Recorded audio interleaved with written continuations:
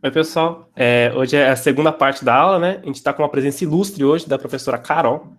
Ela vai dar a parte de biologia. Pode se apresentar. Olá, gente. É isso, vamos correr só porque o tempo tá curto, então a gente já Uhum. se apresentou em off, então Isso. seguimos. Escrever a apresentação, ver a aula ao vivo. A aula hoje vai ser sobre carboidratos e metabolismo energético. A gente vai falar da parte química primeiro, para vocês entenderem um pouco o que são os carboidratos quimicamente, e depois o que acontece no nosso metabolismo, o que acontece no nosso corpo, que vai transformar esses carboidratos, né? Primeiro, para descobrir, né, entender o que são eles, a gente vai ter que justamente definir o que são carboidratos. O nome fala tudo. Carboidratos são carbonos hidratados. Então, a base de todos os carboidratos é comum, né? É basicamente comum. Tem algumas discrepâncias, mas são raras. Que é CnH2ON, justamente um carbono, N carbonos com N águas. Então, é bem fácil lembrar: carbono hidratado, carbono com água, né? Tranquilo. A fonte primária de energia. Mas como assim fonte primária de energia? A gente usa para acender lâmpada carboidrato? Não. Calma, não queria que eu falasse isso. Mas a gente usa no nosso corpo. Todos os seres vivos usam carboidrato como fonte primária para fornecer energia, que vai ser para o processo da biologia. Vamos ver daqui a pouquinho, né? Energia. Nos carboidratos, a gente consegue ver vários oxigênios, né? Tem muitos grupos oxigenados. Então, funções que a gente aprendeu até agora, que se precisar não usar para nada, a gente vai ver agora que elas vão estar presentes nos carboidratos. Os carboidratos, eles têm moléculas simples, né? E moléculas mais complicadas e moléculas gigantes, complicadíssimas. Então, a gente sabe que eles podem se juntar e fazer essas moléculas grandes pra caramba, que vão estar presentes em muitos organismos vivos. O composto principal é justamente a glicose. Devem ter ouvido falar, a glicose, você pensa em algumas doenças, né, que tem a ver com a glicose. Você pensa em açúcar mesmo, em coisas doces, com glicose. Mas é o composto principal. Eu coloquei aqui um fator interessante que a Carol me falou, né, que o sistema nervoso ele só consegue utilizar carboidratos como fonte de energia, que esse nome é barreira hematoencefálica. Hematoencefálica, não sei muito bem. Isso. Consegui repetir o que ela me falou, então. Então, não vai ser a fonte primária de energia, vai ser a única fonte de energia. Então, a gente vai tentar segurar esse carboidrato para mandar para o cérebro mesmo. Quer dizer, para o sistema encefálico. Sistema nervoso, desculpa. Não pode falar cérebro, pelo jeito. Né? Aqui está a forma da glicose, é glucose, porque acho que é em inglês. Vocês podem ver que tem duas moléculas diferentes. Vai mudar só. No caso, a gente pode ver aqui, vou falar um pouquinho rápido disso, mas a glicose são as duas, no caso. Se eu tiver glicose na mesa, vai ser as duas. A diferença entre elas é que a maioria dos H está para um lado e a outra está para o outro. Eu vou falar melhor dessa diferença, mas sabe que a glicose eu posso estar me referindo a essas duas formas juntas num composto só. Né? Se eu tiver uma história, vai ser a mistura dessas duas, a glicose. Eu vou falar primeiro sobre a base de todos os carboidratos, que são os monossacarídeos. São a parte mais simples. Todos os outros grupos vão ser formados deles. E é importante saber que eles têm uma função mista. Lembra o finalzinho da aula de funções que eu falei? Funções mistas podem ter várias funções da mesma molécula, a gente vai ter que eleger a mais importante. Então, nesse caso vão ser poliálcool aldeído ou poliálcool cetona. Tanto o aldeído como a cetona tem a probabilidade maior que o álcool, então a gente pode chamar de polidroxialdeído ou polidroxicetona. Tem outros nomes também, que às vezes são cobrados, que é tipo, os que têm aldeído são chamados de aldoses e tem cetona de cetoses. Mas isso, né? Tipo, é fácil de lembrar porque é aldeído, aldose, cetona, cetose. E tem outra coisa que eu vou falar agora. Que sempre que tiver esse ose, você pode pensar em carboidrato. Que é a nomenclatura que meio que dão para eles. E é assim que a gente classifica eles. Como a gente vai classificar? Como a gente classificava as funções orgânicas. Se a gente dava o nome para elas, a primeira coisa que a gente fazia era contar os números de carbonos. Você via quantos carbonos tinha, aí você conseguia a cadeia principal, pá. Aqui vai ser parecido a classificação deles, vai ser de acordo com o número de carbonos. Então, a gente vai ter carboidratos monossacarídeos de 3 a 7 carbonos. Eu vi lugares que tem 8 carbonos, só que eu aprendi 7 e eu vi na apostila 7, então eu coloquei 7. que justamente vão ser trioses com 3, tetroses com 4, pentoses com 5, hexoses com 6, heptoses com 7, né? Tem esse ose no final e o prefixo referente ao número de carbonos que tem esse monossacarídeo. Agora uma pergunta que eu vou lançar para vocês. A gente sabe que a fórmula dos monossacarídeos vai ser CnH2ON, né? Vai ter um carbono para cada água. A gente vai conseguir ter diferentes monossacarídeos para o mesmo número de carbonos? Por exemplo, se eu tiver, sei lá, 5 carbonos, eu vou ter 5 águas. Eu posso ter 2 compostos diferentes? Sim. Eles vão ter a mesma fórmula molecular, né? Mas podem ter vários compostos com essa mesma fórmula. São conhecidos como isômeros. A gente não viu ainda, mas eu vou dar uma palhinha nessa aula. Na lista de hidrocarbonetos eu coloquei, coloca a fórmula molecular. Aí ficava, tipo, 2 fórmulas iguais. Falando, como assim? São diferentes, mas têm fórmulas iguais? Sim, são isômeros. Podem existir, então, várias moléculas que tenham a mesma fórmula molecular, mas são diferentes entre si. Então, dessas várias classificações, as mais importantes são as pentoses e as hexoses, com certeza, porque as hexoses, principalmente, os pentoses um pouquinho, mas as hexoses têm que ser conhecidas, a maioria. E a maioria não, 3. 3, 4 são importantinhas. Eu coloquei esse chart sobre a glicose, que com certeza é o monossacarídeo mais conhecido de todos, né? Você ouve glicose no dia a dia, basicamente. Ela é composta de 6 carbonos, então uma hexose. E como que é a forma dela? Como a gente representa ela? A gente achou 2 formas de representação. Tem a normal e tem a cíclica. Muita gente acha que eu e a Carol pensamos também que eram iguais, essas 2 coisas. Tipo, uma era a mesma coisa, que era só a forma de representar. Mas não.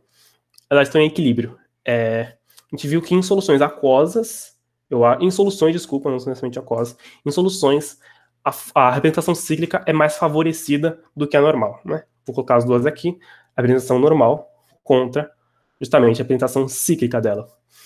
Você vê que são moléculas diferentes. Eu não só coloquei no plano, justamente isso aqui tá 3D, aliás, você pode ver que aqui tá mais pertinho, né? Tá mais sombreado. Mas são representações diferentes da mesma molécula. Aqui, a gente pode observar também, justamente, são vários álcoois, né? 1, 2, 3, 4, 5 álcoois, e aqui na ponta um aldeído, né? Aqui é totalmente diferente, tem um heterocíclico, né? Que é um ciclo de carbonos com oxigênio no meio, aí tem oxigênios para baixo ou para cima, né? Que é completamente estranho, né? Como se forma, como sai disso e vai para isso, é um pouquinho complexo. Mecanismo químico, tem um monte de coisa. Mas você tem que saber, basicamente, esse carbono aqui vai se ligar aqui nesse oxigênio do aldeído. Né? Mais ou menos isso, essa ligação vai para cá, tá? Mas se vocês fizerem, dá para entender mais ou menos isso. Mas isso realmente não precisa saber. Tipo, nem colocam na etapa que está em equilíbrio. Isso é realmente coisa a mais. Mas uma coisa que eu queria falar rapidinho é a diferença. Aqui eu coloquei D, aqui eu coloquei L, aqui eu coloquei alfa, aqui eu coloquei beta. Né? Essas 2 coisas têm 2 formas de representar. Essas 2 representações. Essa primeira, por que tá D, por que tá L? Há uma isomeria, eles são isômeros, né, entre si, conhecido como enantiômeros. Eu não vou falar certinho, mas coloca um espelho entre as 2 aqui. Se você colocar um espelho, você vê que as imagens são espelhadas. Tipo, se você levantar sua mão direita no espelho, a mão esquerda do espelho levanta, né? Tipo, vai estar igualzinho aqui. É justamente isso. O OH vai estar espelhado, vai estar o mais próximo com o mais próximo, mais próximo com o mais próximo, tá? E essas moléculas são diferentes. Elas são espelhadas, mas elas são diferentes. Justamente esse espelhamento torna elas diferentes. Aqui D e aqui L, porque ela tem uma atividade óptica. Uma desvia a luz para a direita, outra para a esquerda. Destrógeno e levógeno. Não precisa saber isso, a gente vai ver isso em isomeria. Eu posso trazer de novo essa molécula, mas só para vocês entenderem mais ou menos o que está acontecendo. Aqui é mais simples de perceber, né? Justamente está assinalado que o alfa, esse OH está para baixo, e o beta para cima. Parece estranho, né? Só muda isso, mas isso faz total diferença na química dos carboidratos, porque vai fazer moléculas diferentes. Aqui vai ligar por baixo, aqui por cima, fazer moléculas com estruturas completamente diferentes. Né?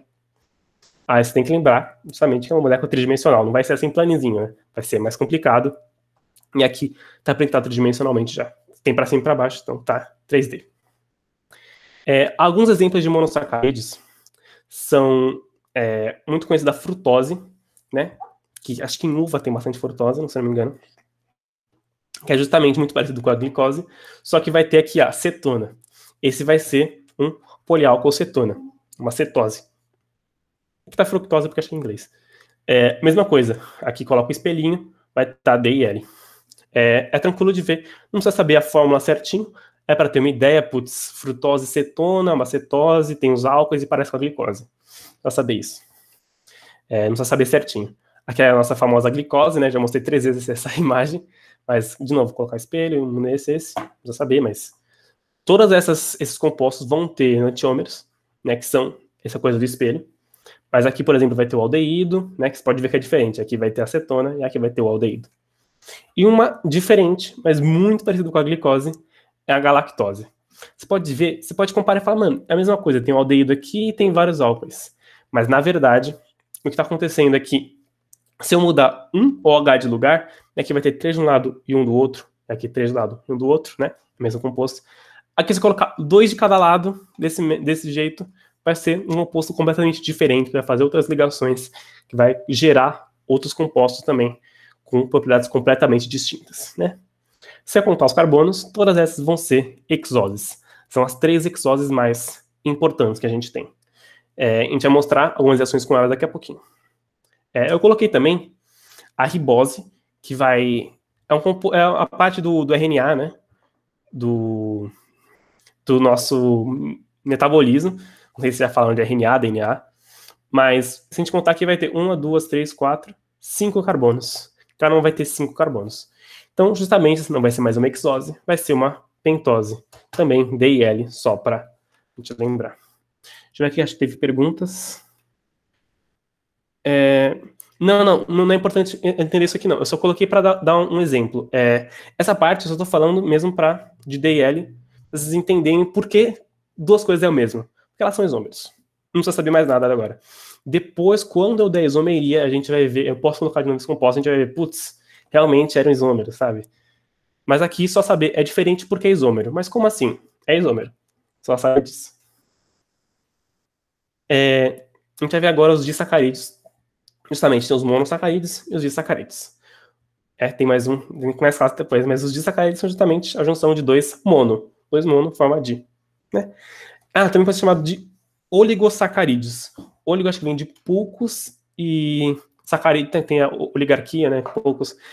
Oligo vem de poucos e sacarídeos vem justamente desses açúcares, né? De carboidratos. Então, os oligosacarídeos são os disacarídeos, os trissacarídeos, mas eu não vou falar de trissacarídeos, vou falar só de disacarídeos agora. Que são 2 monossacarídeos. Como vai ser a reação? Eu pego um, pego o outro, junto e libero uma água. Muito importante, eu não só junto os 2, eu tenho que liberar essa água. Essa reação a gente vai mostrar daqui a pouco, mas é muito importante vocês saberem que junta e sai água. Então, aqui, se usar aquela fórmula básica, CnH2ON, você não vai dar certo. Por quê? Porque liberou uma água, né? Vai ser um H2ON-1. Porque, justamente, nessa síntese desse disacarídeo, vai ter a liberação de água. Né? É uma síntese com liberação. Porém, também é possível você pegar um disacarídeo e voltar para 2 monossacarídeos. Né? Então, eu pego o disacarídeo mais a água, é importante saber que tem que ter a água também, e separo nos 2 que eram originários daquele disacarídeo. Essa reação é chamada de hidrólise, e geralmente ela tem que ter algumas enzimas para separar essa molécula, porque não é muito simples, né? Você pode ver que as moléculas são mais complicadas, têm números maiores, porque elas são realmente mais complexas. Então precisa de enzimas para conseguirem fazer exatamente o que precisa para separar ela. Uma coisa importante é que aqui eu não especifiquei. Isso aqui é uma hexose, isso aqui é uma hexose. E podem ser... eu te mostrei 3, mas podem ter outras hexoses também. Então é legal saber que diferentes combinações de monossacarídeos geram disacarídeos completamente diferentes, né? Aquele negócio, se eu mudar a glicose para galactose, que muda uma ligação só, né, para um lado ou para o outro, cara, muda completamente o disacarídeo que eu coloco. Né? E, para dar um exemplo, um disacarídeo muito conhecido é a sacarose, que é o açúcar comum, né, conhecido, açúcar de cozinha, assim, que a gente usa para adoçar as coisas. Então, eu coloquei alguns exemplos para a gente ter uma ideia. O que vai acontecer? Eu tenho uma hexose, outra hexose, formando esse disacarídeo mais água. O que acontece? Eu acho que eu não coloquei a parte química mesmo.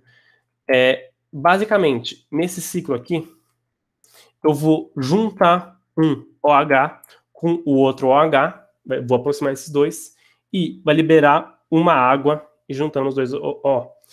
Eu acho que eu já mostrei uma reação assim, não sei se vocês lembram, muito parecida, mas é justamente junto as duas moléculas em um só oxigênio e libera a água desse HOH. Né? Eu não mostrei, justamente, é melhor ver na estrutura tridimensional como acontece essa síntese, mas agora eu vou dar alguns exemplos formais disso. Juntei duas hexoses formando um disacarídeo. Eu consigo saber qual disacarídeo eu formei? Não, porque eu não especifiquei essas duas hexoses. Se eu desse a estrutura, talvez desse, mas não dá para cobrar isso, porque eu não consigo decorar todas as estruturas. Então eu vou falar, olha, eu juntei uma glicose com uma frutose. O que aconteceu? Formou uma sacarose, né? Aquele exemplo que a gente deu, o açúcar comum, né? Mais água, limite da água. É aqui o açúcarzinho, né? Então forma o disacarídeo, nesse caso a sacarose, e a água. Mas é uma reação muito parecida. Duas hexoses formando um disacarídeo mais água. Vai formar sacarose de novo? Não necessariamente. Se eu colocar nesse caso glicose e glicose, então glicose duas vezes, seria aquilo que eu mostrei, né? Coloquei as duas glicoses, se eu ligasse elas aqui, o que vai formar? Formar a famosa maltose, que é o açúcar do malte, é o carboidrato que tem no malte, né? Malte é que vem na cevada, né? A cevada vem um malte para fazer bebidas alcoólicas, para fazer cerveja, por exemplo. E se eu colocar de novo mais um exemplo com isso, duas hexoses, nesse caso glicose mais a galactose, que é muito parecida com a glicose, vai formar malte também, é muito parecida. Não vai formar maltose de novo. Vai formar agora a lactose. Essa já é mais conhecida, né? Intolerância à lactose, essas coisas têm a ver com esse disacarídeo. A intolerância à lactose é justamente a dificuldade de voltar. Você quebrar essa lactose de volta em galactose e glicose. Né? A lactose que vem do leite. Justamente quem tem falta dessa enzima que faz essa volta tem essa intolerância à lactose. Agora eu vou falar da última classe, que eu queria falar sobre carboidratos, que são os polissacarídeos. O que são os polissacarídeos? Aqui lembra que eu juntei aquele OH com outro OH, liberei água? Então, eu juntava dois. Se eu juntar vários, se eu já tá, sei lá, 1 milhão, se eu já tá 1000, o que vai acontecer? Vou formar um polissacarídeo. É uma cadeia gigante, são chamadas de macromoléculas de tão grandes que vão juntar várias glicoses, nesse caso, todas elas que são junções de glicoses. Eu acho que podem ter monossacarídeos diferentes, mas a maioria é glicose, que elas se juntam de maneira diferente, forma uma cadeia gigante com N pode ser qualquer número, né? Saudades matemática. Com N glicoses.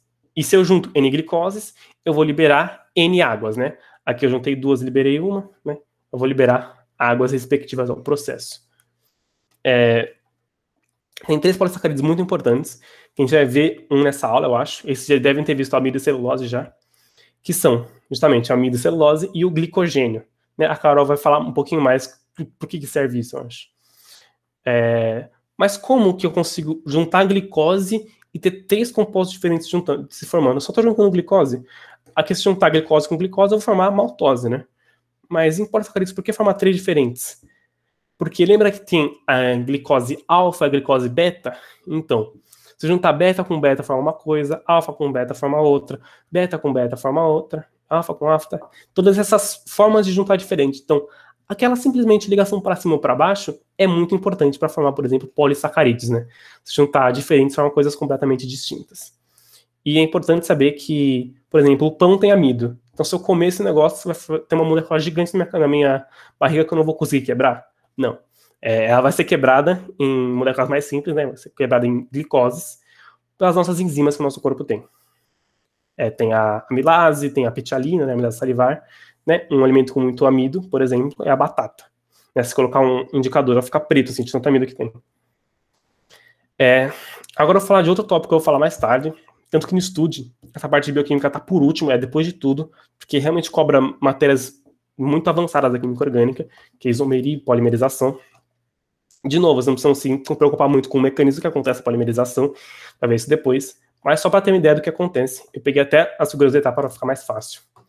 Se juntar, como eu falei, alfa-glicose com alfa-glicose com alfa-glicose, né? Se juntasse só essas duas, né? Tirando essa daqui, formaria um disacarídeo, que seria, sei lá, maltose. Não sei se é alfa-glicose ou maltose, mas, por exemplo, formaria, né? HOH, liberaria essa água, formaria maltose. Mas não. Esses 3 pontinhos quer dizer que tem várias dessas se juntando, né? Então, o que acontece se eu ligar por baixo, todas essas várias se juntando?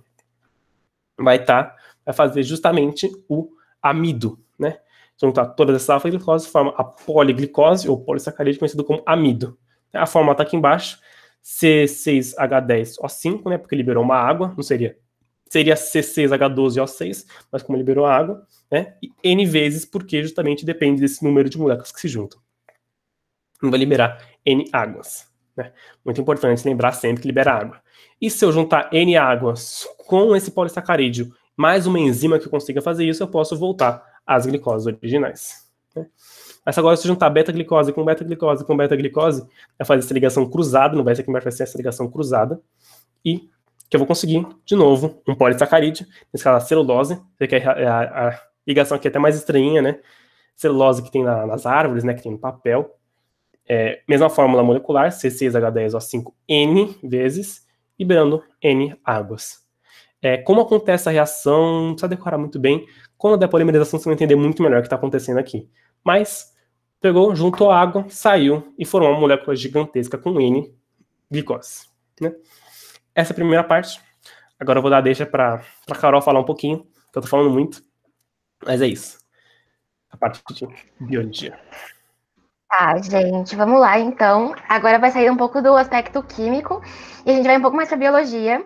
Então a gente entra no metabolismo energético. O que é o metabolismo energético? É uma maneira que a sua célula encontrou para ela obter energia, porque a gente precisa de energia para tudo, para escrever, para sair de casa, para sei lá, para fazer qualquer coisa, definitivamente qualquer coisa. E aí, aqui é um exemplo de um mapa metabólico, super simplificado, na verdade, porque isso aqui é gigante, mostrando como que a gente pode usar diferentes compostos, como carboidratos, proteínas e lipídios, para obter diferentes mini compostos, digamos assim. Então, a gente quebra o carboidrato, que é um polissacarídeo e vira glicose, por exemplo, poderia ser uma frutose, de repente. E aí isso gera piruvato, que entra no ciclo de Krebs, que a gente vai falar depois. Proteína, por exemplo, a gente quebra proteína em aminoácido, porque a proteína, lipídio, carboidrato, são coisas muito grandes. E não cabe na nossa célula, nossa, eu vou pegar uma super proteína e vou enfiar na minha célula. Não, isso não acontece, gente, não acontece. A gente tem que quebrar em frações menores. As frações menores de proteína são os aminoácidos, e a gente vê aqui que a gente tem aminoácidos separados por em diferentes grupos. Então, a gente tem que diferentes aminoácidos vão formar diferentes compostos. Tá? Aqui é o glutamato, por exemplo, ele vai formar o alfa-cetoglutarato. Vocês precisam saber disso? Não precisa, gente. Isso aqui a gente comenta por desencargo de consciência, sinceramente. Por quê? Para que serve o metabolismo energético? Gerar precursores para o ciclo de Krebs, porque tudo leva para o ciclo de Krebs de alguma forma, tá? Pode passar, Breno. Breno? Cadê o Breno? Ah, tá, obrigada. E aí a gente tem a respiração celular, que é um exemplo de via que acontece no metabolismo energético. O nosso foco hoje vai ser sobre a quebra da glicose, tá? E o processo completo, então, glicólise, ciclo de Krebs e cadeia respiratória, eles precisam necessariamente de oxigênio. A glicólise não precisa, mas a gente vai ver no próximo slide. E o foco da nossa respiração celular, não só da respiração celular, mas do metabolismo energético como um todo, é para a obtenção de ATP, que é adenosina trifosfato, tá? Que é esse composto que é feito por adenina, que é uma base, ribose, que é um exemplo de pentose, e ele tem 3 grupos fosfato. Qual é a magia do ATP? Quando você quebra uma ligação entre o fosfato e o oxigênio, você acaba liberando energia, tá? Bastante energia, digamos assim, porque essa ligação, ela é muito forte. E quem é o ícone, assim, o ícone supremo da nossa respiração celular é a mitocôndria, tá? Da maior parte do processo, no caso. E a mitocôndria é uma organela que vocês já devem ter visto com a Lelê, uma organela delimitada por dupla membrana. Ela tem uma parte aqui, que é a parte mais interna, que está pintada em vermelho, é a matriz, uma matriz da mitocôndria, matriz mitocondrial, digamos assim, e esse envoltório da matriz é chamado de crista mitocondrial. São várias cristas mitocondriais e super importantes para os nossos processos seguintes. Pode passar, Breno. Primeiro passo, glicólise. De onde que a gente parte? O Breno comentou que tem amido na batata, no pão, enfim. Partimos do seguinte ponto. Chegamos de tarde, vamos comer um pão com leite condensado. Muito, muito, muito, muito, muito amido. O que a gente faz? para esse pão com leite. O que a gente vai fazer com o pão com leite condensado? A gente vai enfiar um pão com leite condensado dentro da nossa célula? A gente não vai fazer isso. Até porque não cabe, basicamente. Então, a gente precisa quebrar esse pão, que é feito de amido. O amido é um polímero, é uma poliglicose. Então, a gente vai quebrar esse amido nessa primeira via. A glicólise é uma via que acontece no citoplasma e a gente não precisa de oxigênio. Então, é uma via que vai acontecer independente da situação, digamos assim. Essa via, no cursinho, a gente geralmente vê muito como uma quebra direta entre glicose, gera 2 moléculas de piruvato, gera 2 ATPs e 2 NADH. NADH é um composto que é uma coenzima e ela tem muita energia, mas essa energia está, a princípio, contida. A gente não pode usar ela brutamente.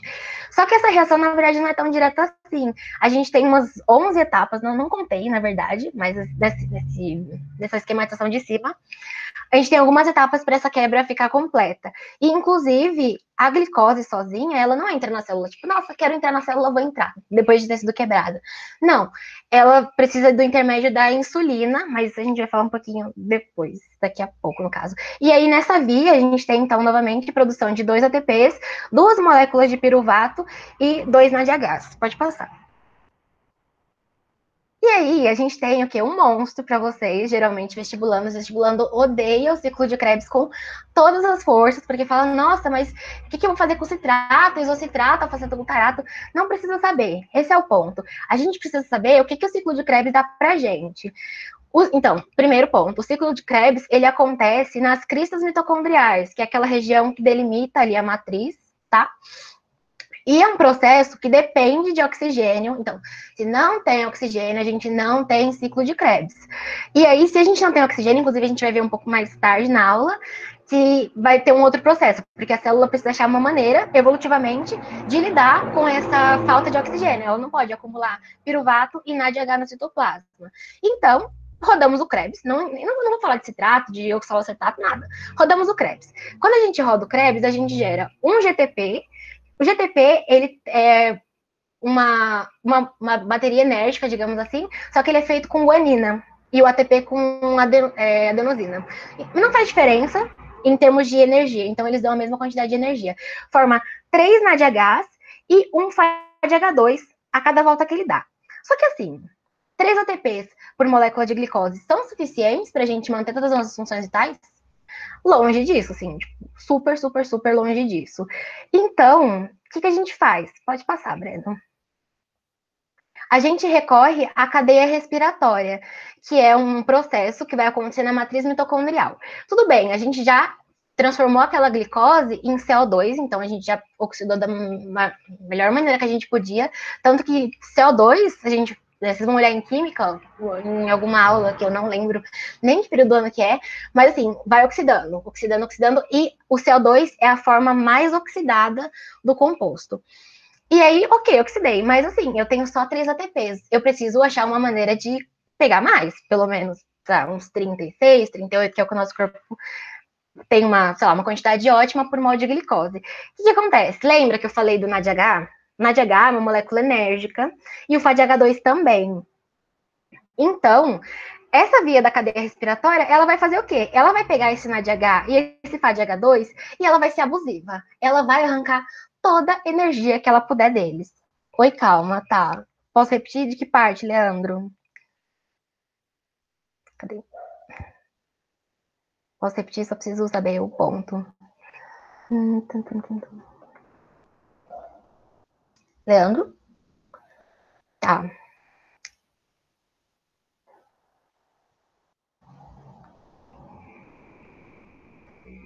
Da glicose, calma, como assim da glicose? Tem alguns pontos com glicose. Ah, da glicólise. Tá, volta 2 slides, por favor, Breno. Tá, glicólise, então. Glicólise, primeira etapa da respiração celular. Pensando no pão com leite condensado, a gente precisa quebrar ele. É a primeira etapa da via. Quando eu quebro esse pão com leite condensado, que gera várias glicosezinhas, a gente tem, então, uma passagem de glicose para 2 moléculas de piruvato. Essa passagem, ela gera 2 ATPs e 2 NADHs, um composto cheio de energia, só que é uma energia contida. Essa fase, ela ocorre no citosol, que é o que a gente pode chamar de citoplasma também, e em situações que tem tanto oxigênio quanto em situações que não tem, tá? Pode passar.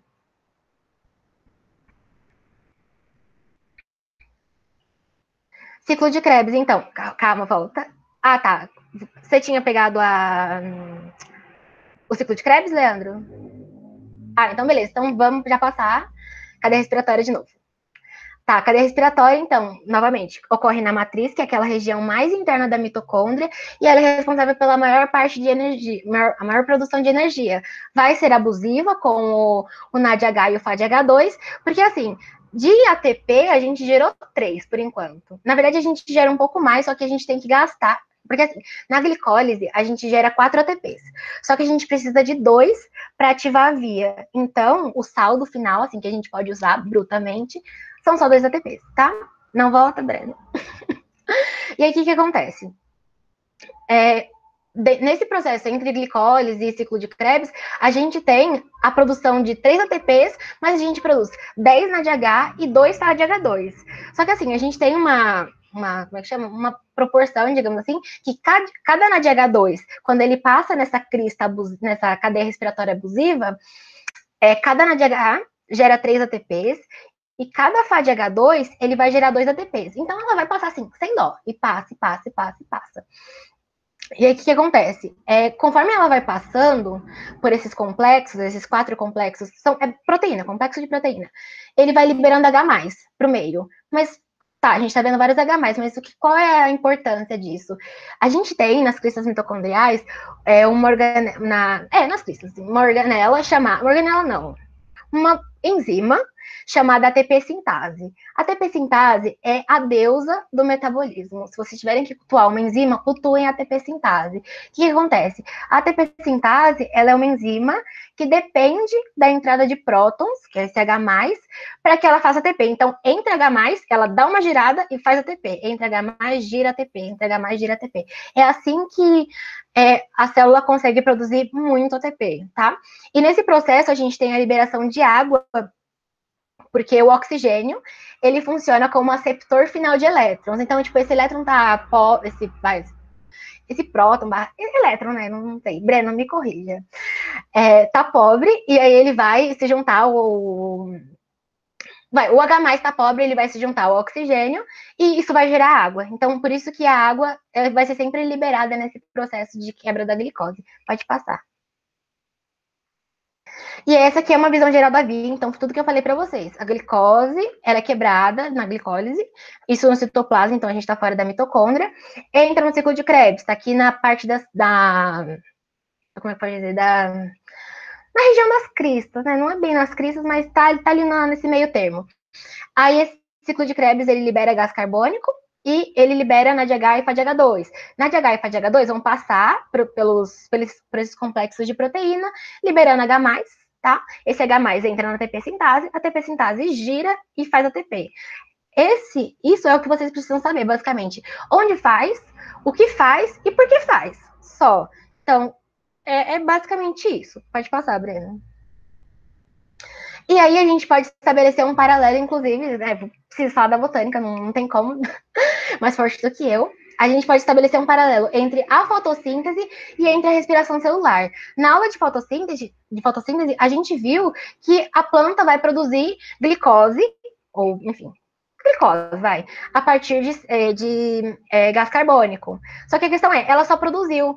A planta é um organismo vivo, como qualquer outro, e necessita de manter as suas atividades metabólicas. Manter a atividade metabólica implica necessariamente em você gastar o seu ATP, enfim, gastar tudo que você produziu. Produzir não, tudo que você tem, digamos assim. E aí um contraponto da fotossíntese é a respiração celular, que também é feita pelas plantas. Então eu preciso de oxigênio por conta do ciclo de Krebs da cadeia respiratória. E aí isso reage com não é bem reagir, porque a gente sabe que não é usado exatamente aqui, mas isso tem uma reação com a glicose e produz moléculas de dióxido de carbono e água e cerca de entre 36 e 38 ATPs. Inclusive, um gráfico de fotossíntese muito característico de prova é aquele gráfico que pede o ponto de compensação fótico. Lembrando que o ponto de compensação fótico é onde a planta produz o tanto que ela ela gasta o tanto que ela produziu na fotossíntese. Posso sim. Volta no ciclo de Krebs, por favor, Breno. Tá, ciclo de Krebs. Ciclo de Krebs é a segunda etapa da quebra da glicose. É uma etapa que vai... assim, porque, vamos pensar. Eu terminei no piruvato. Acho que talvez tenha ficado um pouco solto. O que eu faço com o piruvato? O piruvato, ele vai ser transformado em duas moléculas diferentes. O acetil-CoA, que é essa molécula que está aqui em cima, e o oxalacetato, que é essa molécula que está aqui embaixo. Essa molécula é uma molécula constante, digamos assim, no nosso organismo, e elas se juntam e formam um citrato. Esse citrato, isocitrato, aí aqui faz um NADH, alfa-cetoglutarato, vai passando.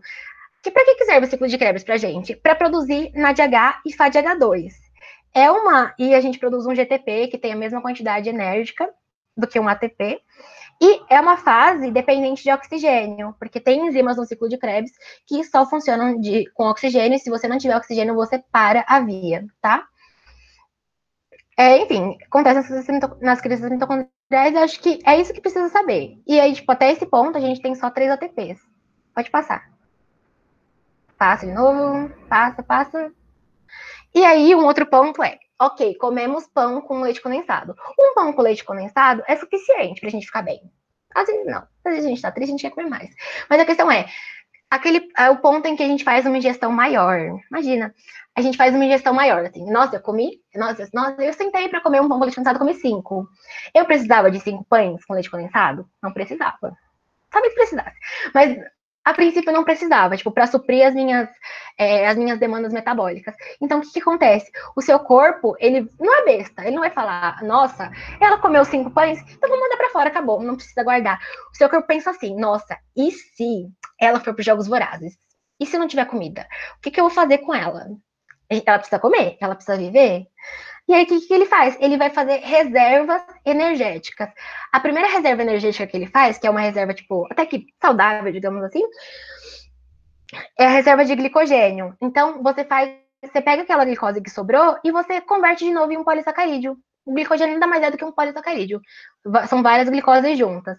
O fígado, ele concentra uma alta quantidade de glicogênio, porque é ele que vai realizar esse processo de quebra. Quebra e síntese também. E aí, o que acontece? A gente tem a quebra induzida pelo glucagon e a síntese induzida pela insulina. O glucagon é aquele hormônio que fala assim, fome, estou com fome. Eu não vou entrar muito nesse assunto, porque o FECampus vai dar isso para vocês em endócrino, se eu não me engano. Endócrino, né? Tem digestório. Então, glucagon é estou com fome, quero comer, me dá comida. Então, só que assim, é uma situação que às vezes você não consegue comer. Tá na rua, tá fazendo uma coisa importante, não pode parar para comer. O que é o glucagon? O glucagon, ele vai falar, corpo, vamos quebrar glicogênio. E ele vai começar a quebrar esse glicogênio e vai liberar essa glicose para ser, como é que eu posso dizer? Para ser aproveitada nos processos metabólicos. O sentido contrário é a insulina. O que é a insulina? A insulina é, nossa, comi, estou cheia, e agora? A insulina, ela está relacionada ao processo de plenitude, digamos assim, a plenitude, sei lá, alimentar, não sei se seria esse o termo, mas é tipo esse sentido. Então, eu comi, tô bem. A insulina, ela vai pegar, inclusive, ela vai ajudar a glicose a entrar na célula e ela vai ajudar no armazenamento. Então, tipo, essa via que, quando a insulina está presente, eu vou induzir uma síntese desse polímero também, tá? E aí, tudo bem, abastecemos todo o glicogênio. Só que sobrou, porque eu comi 5 pães com leite condensado. 5 não, comi 10. 10 sobrou. O que eu vou fazer? O seu corpo, ele vai armazenar em forma de tecido adiposo, famosa gordurinha. Então, o tecido adiposo nada mais é do que um acúmulo de triacilglicerol, falam de é triglicéridos. Não é bem assim bioquimicamente, mas a gente fala como acúmulo de gordura e é a maneira mais condensada que a gente tem de armazenar essa energia. Pode passar. E aí, quase o último ponto, é que assim, a gente viu uma via toda que roda com oxigênio. Só que a gente tem situações que não dá pra gente pegar oxigênio do ambiente suficiente, por exemplo, a gente tá correndo, a gente precisa de muito ATP para correr. Vai uma corrida longa, digamos assim, a gente precisa de muito ATP. O que eu vou fazer se eu não tenho oxigênio suficiente? O seu corpo ele é tão inteligente que ele vai deslocar essa via para um sentido que produz, que diminui esse NADH, porque a gente não pode ter muito NADH nas nossas células, isso é por uma concentração bioquímica, e aí ele vai produzir lactato, que a gente também chama de ácido lático. Não somos só nós que fazemos essa fermentação lática, bactérias também fazem, as nossas hemácias fazem, e fibras musculares. Por isso que quando a gente faz esforço muito intenso, nossa perna começa a dar uma formigada, dar uma latejada. Aquilo nada mais é do que um acúmulo de ácido lático, indicando que você está fazendo fermentação lática. Tá? Pode passar. Agora é Breno de novo, para dar o ar da graça para vocês. Pessoal, voltei aqui. Agora passou a parte chata da aula, né? Que é a parte de saber o que forma o que. Agora vamos entender o que está acontecendo realmente. As coisas químicas estão acontecendo numa fermentação também. A gente viu a fermentação lática, né? Que vai formar esse lactato, né? Lactato, mas ela falou ácido lático, então. Lactato, se eu colocar um hidrogênio aqui, forma ácido lático, né? É justamente o ânion esse. Isso que falou ácido lático, que é só um hidrogênio a mais, um hidrogênio a menos. A célula tem H+ em sobra, né? Então ela consegue fazer isso aí, transformar em ácido lático. Mas vamos ver agora a parte de fermentação alcoólica. O que é a fermentação alcoólica? Justamente tem a ver com álcool, né? A gente tem o álcool que a gente vai ver, no caso, é etanol. Pessoas usam muito etanol como sinônimo de álcool, né? Mas não é. A gente sabe que é um álcool, não são todos os álcoois. Essa fermentação é indispensável, ela é muito importante na produção de etanol e na panificação. Então, meu pão tem álcool? Pode falar aqui um pouquinho, mas não é muito significativo, né? A gente vai ver por que ele vai ter, por que é usado na panificação. É usado um fungo muito especial, que é usado nessas sínteses, né, para produzir etanol na panificação. Acho que não é o único que faz fermentação alcoólica, mas é o mais importante, com certeza, que é o Saccharomyces cerevisiae. Cerevisiae, desculpa, fala Cerevisiae isso aqui. Isso aqui, justamente, se traduzir, acho que é latim isso, com certeza, levedura de cerveja, né? Cerevisiae é cerveja, Saccharomyces é levedura, essa parte do fungo, né? Coisa de fungo. E, né, justamente, esse nome é bom vocês saberem que às vezes é cobrado justamente, Saccharomyces cerevisiae, e ele pode ser usado como fermento biológico, né? Por isso que na panificação o pessoal às vezes usa, tem fermento químico e tem fermento biológico, né? Depende de qual uso você quer. Às vezes fala, compra lá fermento biológico para mim, pode ser químico. Não, tem que ser biológico, né? Eu não sei, eu não cozinho, mas eu sei que existe uma diferença que o pessoal, né, preza. Então, o que é a fermentação alcoólica?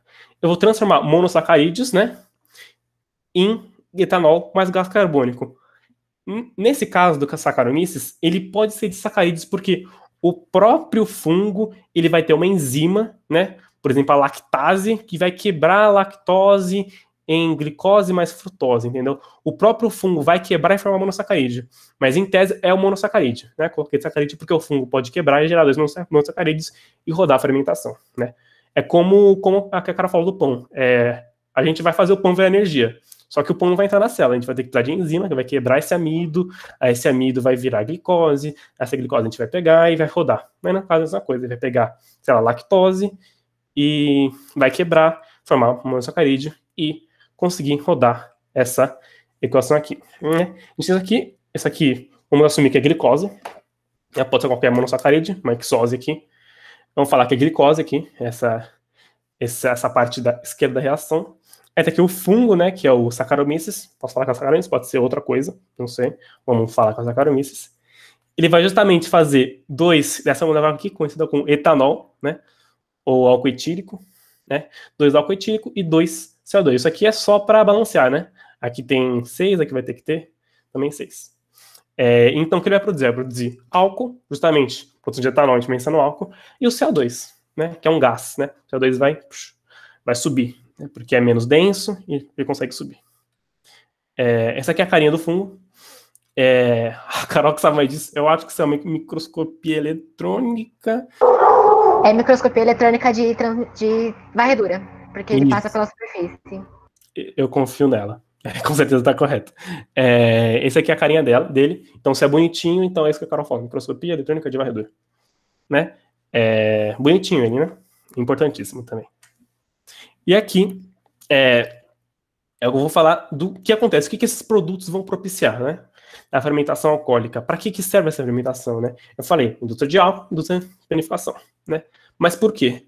Justamente, o álcool, a gente vai ver aqui que é o produto que, sabe, tá lá, né? Forma álcool. Então, se eu quero álcool, eu vou querer fazer essa fermentação alcoólica. Justamente, pego e tenho álcool, que é o que eu quero. Então, tá em água, né? Tá aqui aquoso, tá em água, aí eu coloco o fungo, coloco a comidinha do fungo, né, que é esse carboidrato, esse monossacarídeo, vai formar álcool. Aí eu destilo, né, coloco fogo, destilo, tá pronto, eu tenho um etanol, né. E esse gás carbônico aqui que forma, ele vai ser sempre inútil, ele sempre vai para a atmosfera e vou ter que cuidar, né, para não... Quer que as indústrias têm que cuidar, porque não podem liberar a rodo gás carbônico na atmosfera, porque, né, faz mal, tem um máximo que pode liberar.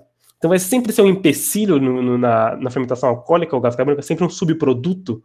Não. Às vezes a gente quer justamente gás carbônico. Porque, por exemplo, na panificação, quando eu coloco fermento, eu quero justamente o gás carbônico, e o álcool é um subproduto, né? Às vezes eu vou querer um pouquinho de álcool para, sei lá, dar um sabor, mas é um subproduto, no caso o álcool, e o gás carbônico vai ser o produto principal. Por quê? Aqui, por exemplo, vou mostrar, coloquei o fungo ali, coloquei comidinha, né? E o que aconteceu? Justamente o saco inflou, porque liberou muito gás carbônico, né? Você vê em gases que ele vai ocupar todo o volume, tá? Consegue descobrir o número de mols, vocês sabem disso já, muito melhor que eu, aliás. Então, o gás carbônico vai permitir ser usado como fermento. Por quê?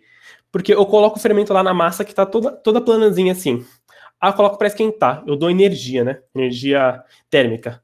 Aí o fungo começa a trabalhar lá, o fungo vai começar, não sei se precisa esquentar, aliás. Acho que é antes de ir pro forno que você coloca até o fungo. Né? Você deixa lá a massa crescer, exatamente, coloca a massa crescer, não precisa nem dessa energia térmica. Coloca a massa para crescer, e aí, o que acontece? O fungo começa a comer a glicose lá, que começa a fazer CO2. Esse CO2, o que vai acontecer? Ele vai tentar sair, mas a massa tá lá, né? A massa tá lá segurando ele. O que vai fazer? Ele vai, como a massa é muito elástica, ele vai justamente fazer a massa ir para cima, ele vai levar a massa com ele, e vai aumentando essa massa. Como libera muito CO2, essa massa vai crescendo, né? O fermento químico é o mesmo princípio. O fermento químico não vai ser o funguinho, não vai ser o Saccharomyces, né? Não vai ser esse cara bonitinho que vai fazer. Vai ser uma reação química, né, do fermento químico, que vai liberar também CO2. É o mesmo processo, né? Mas nesse caso vai ter o álcool, no outro caso vai ter outro subproduto. Mas é muito importante saberem disso, que o gás carbônico vai ser o que a gente vai ter que querer para a massa crescer. Não sei se vocês já viram, eu vejo muito com a minha mãe que faz massa. Ela, quando usa fermento biológico, ela pega uma bolinha de massa e coloca na água, né? Aí vai lá, vai fazendo outras coisas, deixa a massa crescendo, fazendo outras coisas, aí a massa começa a subir. Aí quando a massa subir, fala, pronto, cresceu, eu vou colocar no forno. O que é essa massa subir? Por que a massa subiu na água? A densidade diminuiu? O que aconteceu? Não, justamente perdeu massa, né? A densidade diminuiu, mas por quê? Porque perdeu massa, porque eu tinha o monossacarídeo, vai virar álcool e gás carbônico, esse gás carbônico vai fugir da água, né?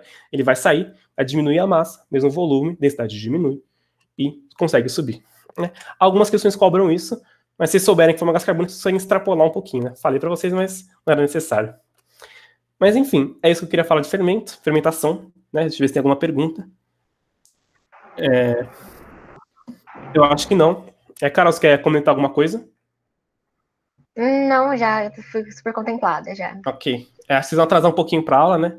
Mas culpem o A culpa é do Ian, gente. Exatamente, culpem o Ian. 100%. Alguma pergunta a mais?